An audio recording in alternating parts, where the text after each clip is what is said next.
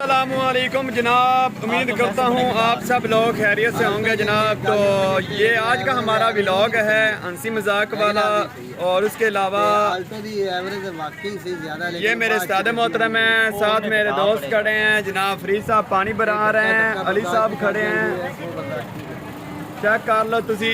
असी अज पानी वंडन लगे हैं, सबील लगाई हुई है असी। ते तुहाडा की ख्याल है, तुसी पीना है ते आ जाओ जनाब।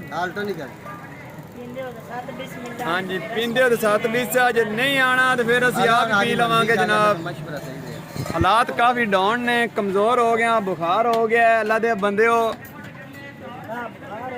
पीछे आई खली आवाज़, मोटे मोटे गंडे तो पतले पतले गंडे। हाँ जी, इन्हें ओपन करो सर जी। एक मिनट रुको जी, मैं मोबाइल थोड़ा ठीक कर लवां उस्ताद दा। लियाओ उस्ताद जी।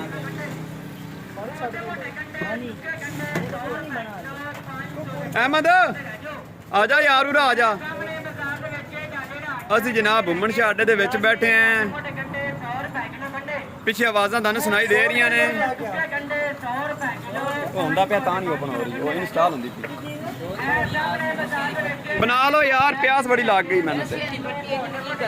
चेक करो जी, आप ही पी रहा पानी छोर साडा, चेक करो आप ही लग्या खलोता, सानू नहीं सुला मार रहा।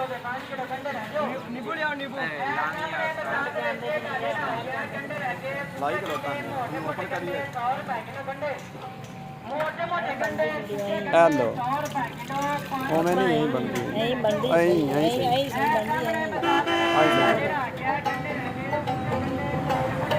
ए चेक करो तुसी, तुम्बे वाली सरकार आ गई है जी। चला दो, सुना दे भी यार, सानू आवाज़ तेरी दोनों असी सुनाने हैं जनाब, तुसी सुनो।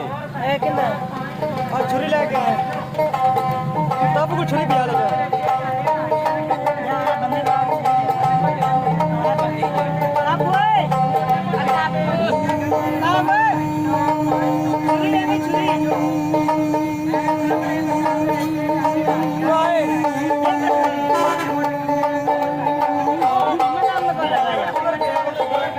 आजा